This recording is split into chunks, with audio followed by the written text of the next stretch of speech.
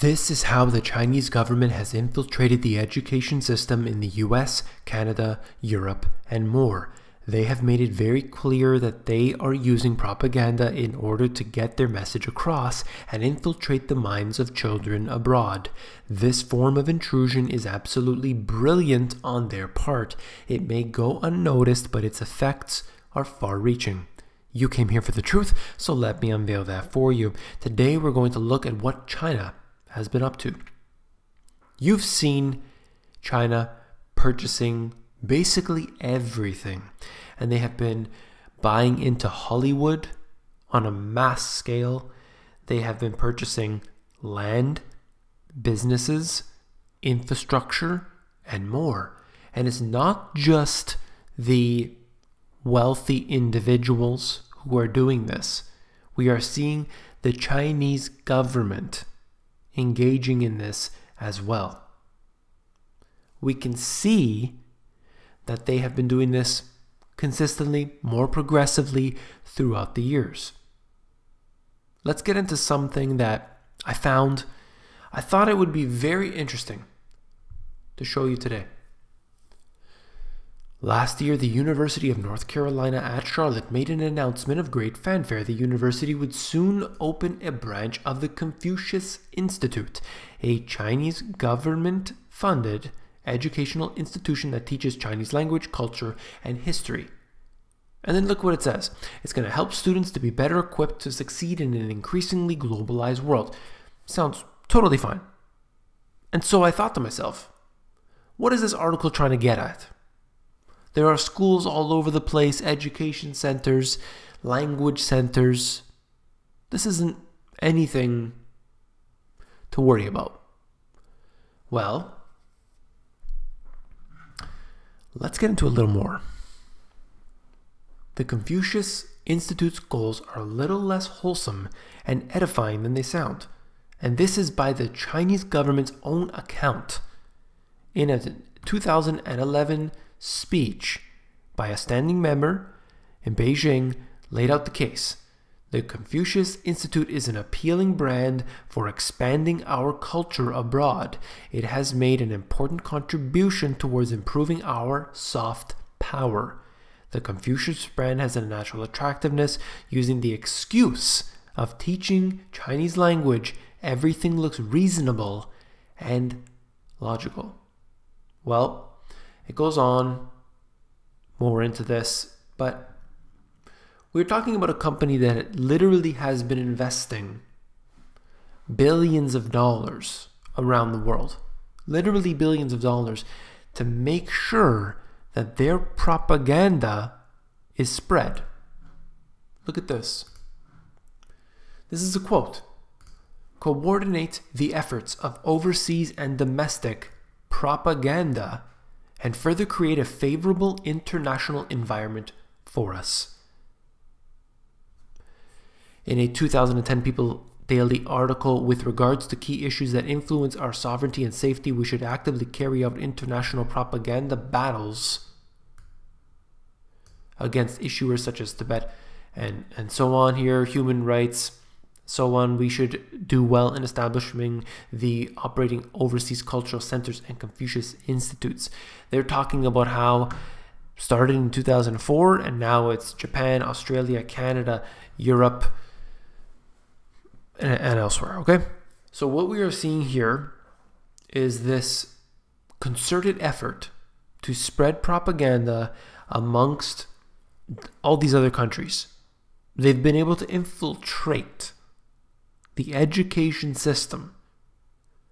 If people are hearing all this favorable stuff about China, China, China, China, suddenly a kid grows up in that environment because they think, look, in order to be, in with what's going to happen 20, 30 years from now, we want our children to learn this and it would be a good thing. So we'll put them in that school and they let them teach the things. But they don't understand what's underlying that. And there is a different message there. There's nothing, absolutely nothing wrong with learning different languages and different cultures. I think this is amazing.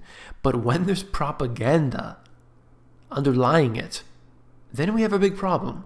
And I do not like that. And so I'm speaking out against it. once again, there is nothing wrong with learning different languages, different cultures, visiting different places, enjoying the local foods, enjoying the people that are there, making friends and relationships and everything.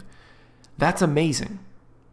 But when a country purposely creates institutions in another country only to spread propaganda through children and perhaps adults as well, and spread their propaganda around so that it benefits them at home and their image to the world, then I have a problem with that. Okay? I hope you will agree with me on that. It's not this country. I'm not talking about this particular country. I'm talking about any country. If, for example, Canada starts opening up local language centers in the US and they start spreading their propaganda about why Canada is a better country, Canada, come to Canada, the US is bad and things like this, I think people in the US might start having a little issue with that. You don't want propaganda spread in your own country. You don't have that need to have this type of things happening. You don't need to have this. It's a big mistake to allow it. It should be some sort of, with the countries that we live in, there's regulations on basically everything. I can't even scratch my face without some sort of regulation prohibiting me from doing so. But another country's allowed to open up institutions, billions of dollars worth, and they're spreading propaganda. Well, I'll tell you what's going on here. We're under the control of corporations. This is just one example of that. And Eric Blair warned about this in his incredible novel, 1984. The pen name, of course, George Orwell. And he knew exactly what was going to happen, that we would be completely surveilled at one point.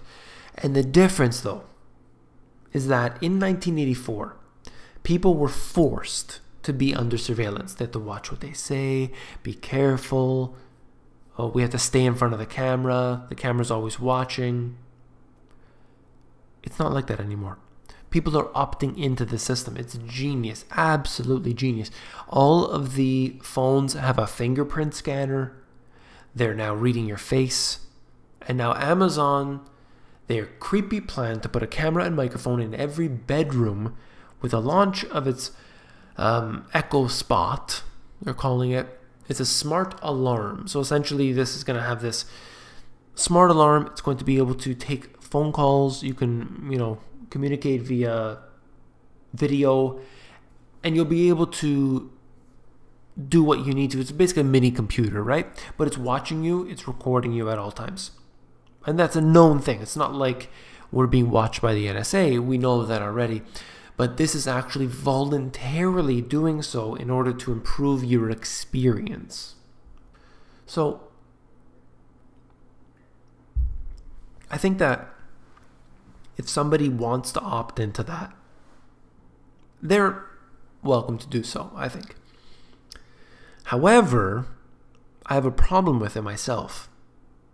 And so I think, however, if a lot of people start to adopt it, somehow they're going to say, for everyone's safety, we need to put one of these in everybody's house.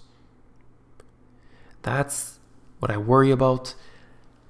All of these devices, of course, they're not made by your local factory worker down the street, okay? These companies work, they're foreign companies. They have no allegiance to you or to your people, basically. And unfortunately, that information is being used against us either today or it will be at some point in the future. This concerns me. These are the things I wanted to talk about today. It's a little bit of a, let's say, an offshoot from what I would normally talk about, but I know that it's so important and the information that we discuss here is very serious. So we need to basically look over our shoulders all the time. It's unfortunate, but that's just the way it is. So I'll leave it at that. If you found the video informative, please give me a thumbs up. When you give me a thumbs up, it supports the channel. When you comment, when you subscribe to the channel, 81,000 approximately subscribers on here. I do appreciate that. All the new people that have come on. You got to share these videos with your friends and family. You got to subscribe if you're not already. I know a lot of people every day, they watch my video, but they don't subscribe. If you want to subscribe, just do it for now until we hit 100,000, and then you can unsubscribe. Just do that. I want to try and get to 100,000. It's a personal goal of mine. I do appreciate all the new people, all the people who have been with me for years and years. Thank you all. Last but not least, if you found the video informative, I know you will find my books, The Money GPS and my new release, Global Economic Collapse, even more informative. If you want to flip through these books, you can do so at Amazon. There are links in the description below. Take care.